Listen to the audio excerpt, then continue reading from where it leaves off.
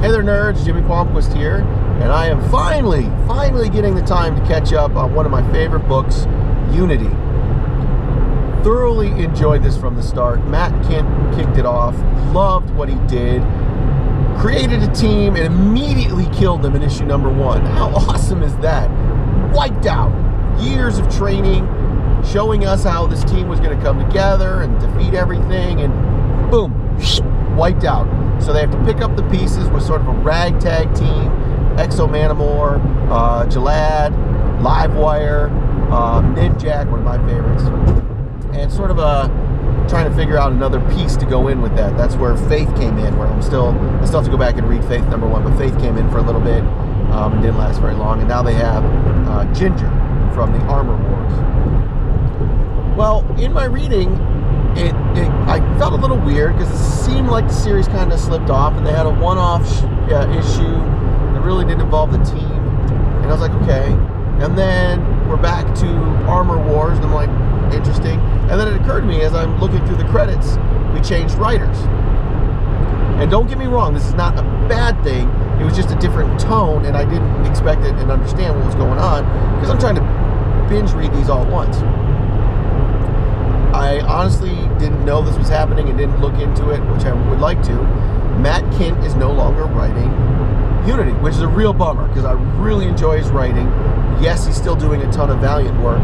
I need to go look at why this shift happened and what books he is doing now. But James Asmus jumped on board. I was a big fan of James Asmus when he was doing Quantum and Woody. We actually interviewed him at Comic-Con a couple years ago. He's a great dude, great writer. Give a shout out because he's from Cleveland. So once I got that in my head that, okay, different tone, this is why. I don't know why, maybe me, old man reading comics. It made more sense. Okay, now I can get back into sort of shifting that we have a different writer.